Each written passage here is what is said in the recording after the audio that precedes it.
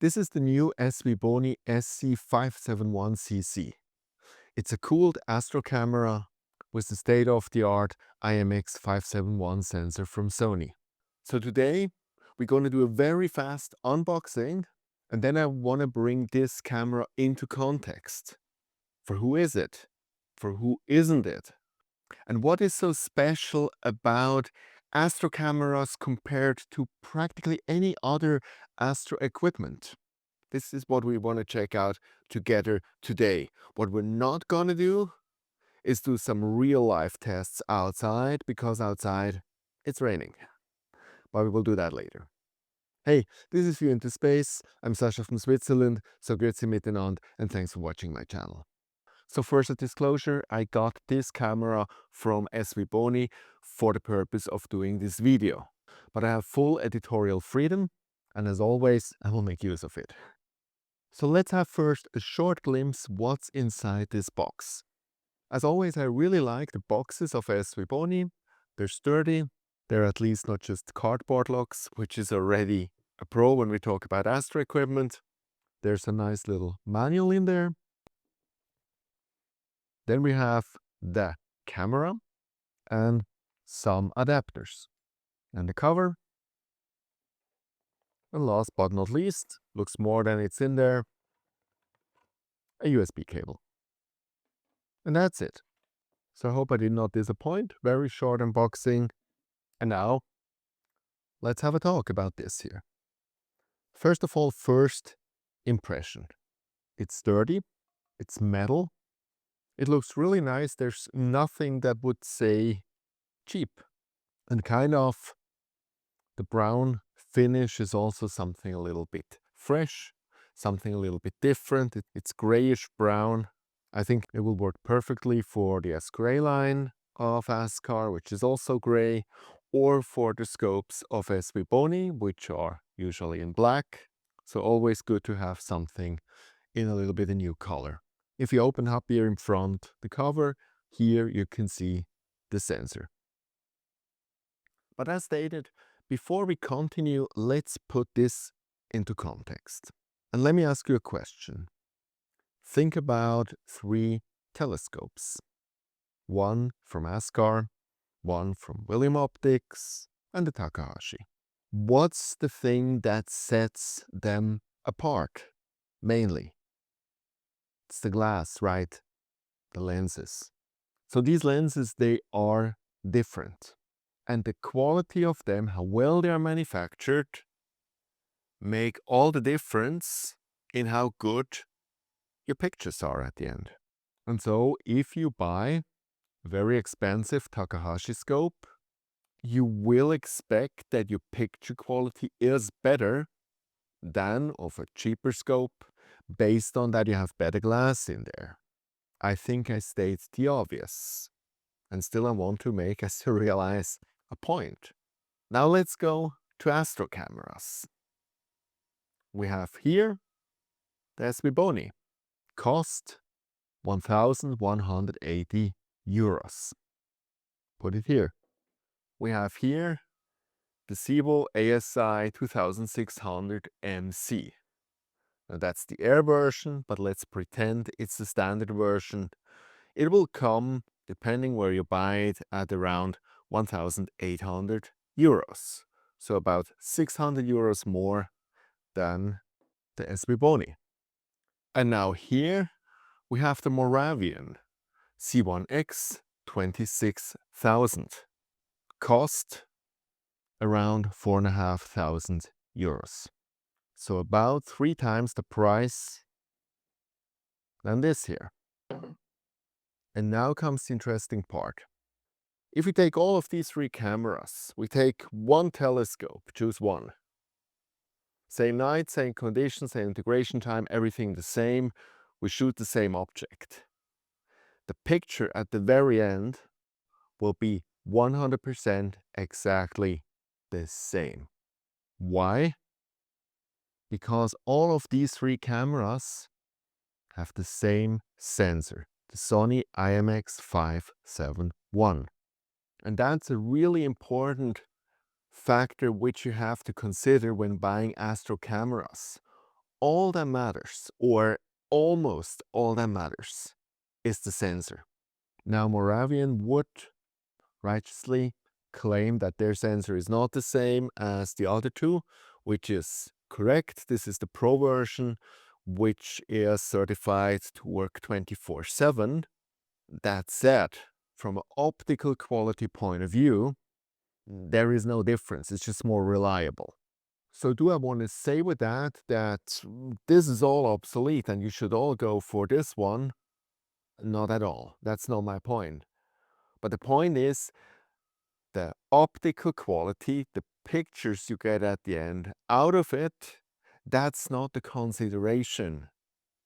And that's why I do not even really have to test this camera on a scope. I will still do it in another video, but it's kind of nonsensical.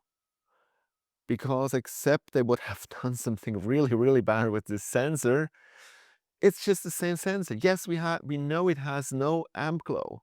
And we know all these other properties which are amazing and which makes it at the moment the most bought and sought out sensor. Because with APS-C it has a rather large field of view. It has with 3.6 nanometers the right pixel size. It has low noise. It has no amp glow and so on. So it's a really good sensor, but that's not something that SVBONY accomplished. This is something that Sony accomplished with their sensor, and everybody builds it now into their cameras. What is astounding is the 1,180 euros you get this camera for. And I mean, I'm just four years in the game. And when I started, cameras with this kind of sensor, they cost way over 2,000 euros. Now we are at 1,180. And so knowing that now, what's the difference between this camera and this and this? There's two things that this camera is lacking that at least some of them have. On one side, if you look at the back, there is no USB hub. There's only the USB to connect to the computer, and there's only one energy port to power the camera. And that's it. And at least with the ZWO cameras, we're used to having a wealth of USB ports, power ports at the back. But on the other side, if you look at the back here of the Moravian, there's also none of these. So it also has the same setup as this. So with ZWO cameras, we're spoiled here. SVBONY did a very interesting thing to fix that, to be up to par with ZWO. They actually, at least when you order it at the moment over Amazon, you get for free a USB hub with it, with your order. And that's great. It's another €6 value you get on top, as if this would not be cheap enough. The other thing this camera doesn't have, which both of these have, is a tilt adjuster.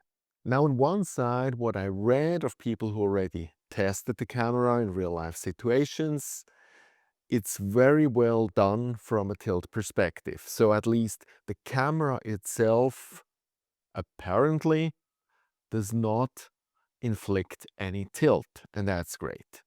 Still, tilt can come from any part of your optical light path. So if you have tilt, you might have to buy an additional tilt adapter. But again, as not everybody will need that. From my point of view, it's a smaller issue. So with that, let's think about who should buy this camera and who shouldn't. And I want to start at the top with the Moravian. Who would pay 4,500 euros for such a camera when you can have it for 1,180? And from my point of view, it's reliability. And that's the core promise that Moravian makes. So if you have a $50,000 telescope and you put it in an observatory in Chile, you want to be 100% sure that each and every second it stands there, it's night, you can shoot. And there will be no issues at all. In situations like that, this is the perfect camera. If you use your telescope commercially, if you rent it out for the time slots, if you use it scientifically, and so on, this is the camera to go for. So in principle, you could say you don't spend a fortune on your telescope, which is then more in the pro region, and then you go with an amateur camera. That just doesn't fit, at least from my perspective. So with that, let's come to the ZWO. Is ZWO dead? Doesn't this make any sense anymore? Why should you pay $800 more for this camera than this? And there are two use cases. One, it's the old song coming again and again. If you want to use an ASI Air, that's the camera. You're not getting around it. ASI Air does not support any other cameras than ZWO cameras. We can be unhappy about that, but that's how it is. So if you like the ASI Air, and there's a lot of reasons why to like the ASI Air, you will have to go with the ZWO camera. But for me, there's a much better, much bigger use case. And that's what I have right here. The ASI2600MC Air. The Air concept of having a main sensor and the guiding sensor in the same camera, and then even the ASI Air also included. It's something that only ZWO pulled off until now. I don't know if they patented it, so if the other producers cannot imitate it, or if they just didn't feel like it until now. But for me, convenience-wise, it's just amazing. And I have two now of these Air cameras, and I love them. But obviously they don't come then with 1,800 euros, they're 2,500 euros. So we are at double this price.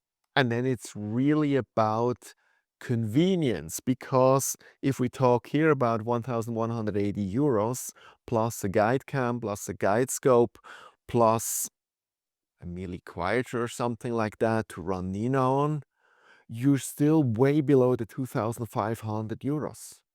So from a monetary point, there's no justification going with ZWO. But from a convenience point, if you have the money, and that's at the end what it always comes down to, there is still some things which speak for ZWO, absolutely.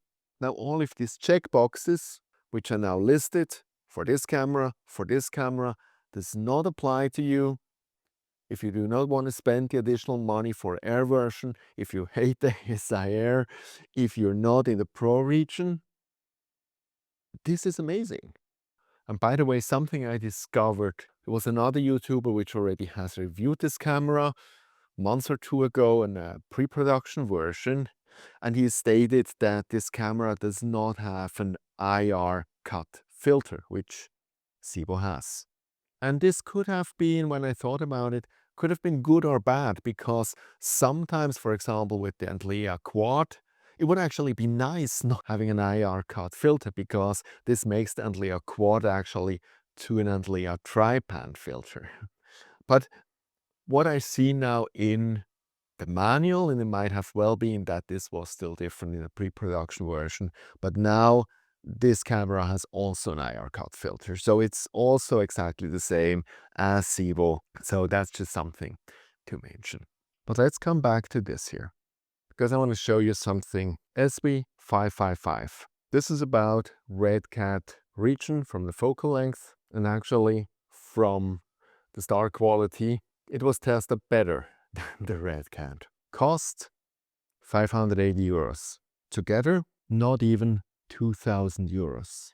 A telescope which is actually better than the Red Cat 51, which was like one of the real beginner go-to scopes, plus a state-of-the-art 571 sensor, cooled camera, both together for under $2,000. Now take any cheap mount, because that's not heavy, and you have a full state-of-the-art Astro rig for about 2,500 euros. And I feel that's remarkable. And it's just, for me, again, a way to look where we are in the astrophotography history. Because let's not forget that ZWO, I don't know, 10 years ago or so, were the ones who democratized astrophotography for all of us by introducing their cameras. And these were the first ones who were really affordable for a broader range of amateurs. And in our days, ZWO is perceived by a lot of people more like a premium brand. They never went more expensive with their gear. They stuck to the price or even came down a little bit. But they came the AliExpress versions, they came TubeTech, and now SVBONY. It's a 50% cut practically again. And on the other side, ZWO came with the smart scopes, which are even cheaper now. Here we still talk what I just mentioned at about 2,500. With the C-Star, for example, or at Dwarf, we are at 400, 600 euros range. So that's still way down. And it's all about affordability. It's all that everybody who dreams of discovering space has this opportunity and can start with a smart scope. But then after they are fed up with the smart scope, they do not have to imagine that they have to pay now 10 times more to get to a decent astro rig. But for about 2,500 euros, they can actually get that. And that's still for a lot of people in the range, which is at least partially affordable. And so that makes me really excited. And so I stated, as soon as the sky clears up, I want to try this out, especially with the SV535, which I recently presented to you, which has a huge field of view. I think that will be pretty cool to actually test that together with this camera. Until then, see you next time. Clear skies.